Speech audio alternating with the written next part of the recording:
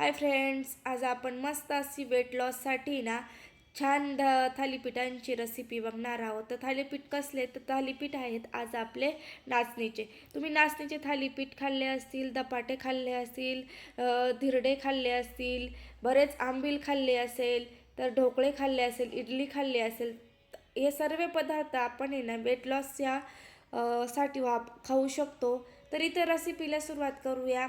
तर इथं एक वाटी नागली घेतली, अगदी थोडंच पीठ मी गव्हाचे घेतले, आलं लसूण आणि हिरवी मिरची ठेचून घेतलेला ठेचा टाकून घेतला, भरपूर सारी कोथिंबीर, भरपूर सारा कांदा टाकून घेतला आणि भोपळासुद्धा किसून टाकून घेतला, जिरं टाकून घेतलं, ओवा टाकून घेतल्या, लाल तिखट थोडं टाकून घेतलं, चवीपुरतं मीठ टाकून घेतलं, हिंग टाकून घेतला. छान छान आता आपण आधी बिगर पाण्याचं मळून घेणार आहोत, कारण कांद्यामध्ये आणि भोपळ्यामध्ये भरपूर सारं असं पाणी असतं. तर ही रेसिपी अगदी वेट लॉससाठी ना परफेक्ट आहे. आणि नाचणी जी असते ना ती सर्वच ऋतूंमध्ये ना तर चांगली असते खाल्लेली. ती थंड पण नसते आणि उष्ण पण नसते. तर तुम्ही अशा पद्धतीने कोणत्याही ऋतूमध्ये नाचणीचे पदार्थ खाऊ शकतात.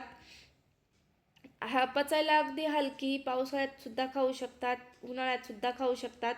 तर इथं मी छान असं पीठ तयार करून घेते धपाट्यांचं. तर आपण नाचणीचे खमण ढोकळेसुद्धा बघितले होते. ते सुद्धा खूप छान तयार होतात, अगदी झटपट आणि इन्स्टंट तयार होतात. तर इथं मी गॅस चालू करून तवा गरम करायला ठेवून घेणार आहे.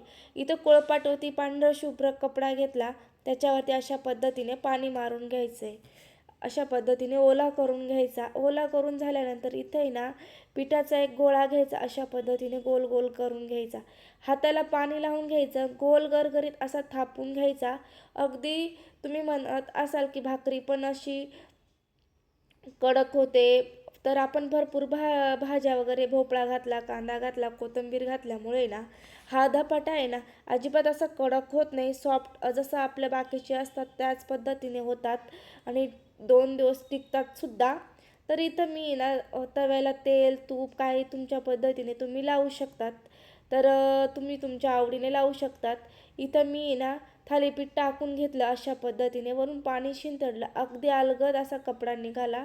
इथं मी बोट थेंब होल करून घेणार आहे. होल केल्यामुळे ना आपलं धपाटे ना छान असे शिजतात तेल तूप टाकल्याने. तर अजिबात कच्चे वगैरे राहत नाही, म्हणून ही प्रोसेस नक्की करायची राहते.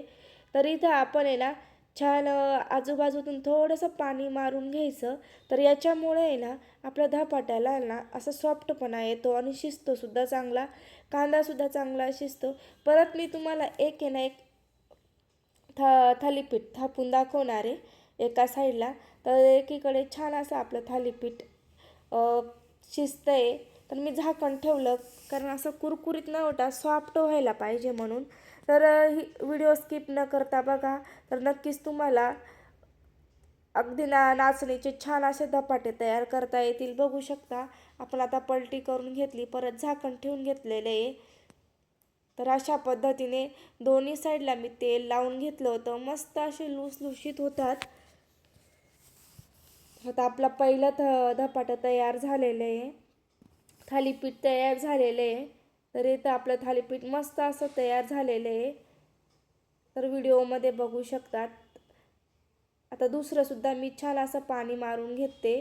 पाणी टाकून दिलं आणि तेल तूप लावून घ्यायचे आणि छान असं झाकण ठेवून द्यायचं, वाफू द्यायचं आहे खूप मस्त. आणि वरून आता मी तूप लावून घेते. दोन्ही साईड अशा लुसलुशीत तयार होतील. तर इथं आपलं आहे ना थालीपीठ भाजून तयार झालेलं आहे. तर आता आपण इथं बघू शकतात, काढून घेऊया. तर अगदी खुसखुशीत आणि कुरकुरीत असं आपलं थालीपीठ इथं रेडी झालेले. हे दिसताना जरी असं दिसत असलेला, तर भरपूर असं छान याचा कलर असल्यामुळे ना खुसखुशीत तयार झाल्या जातात. भरपूर मस्त असं तयार तांबूस कलरचे असल्यामुळे ना ते कलर दिसत नाही. धन्यवाद. व्हिडिओ जर आवडला असेल तर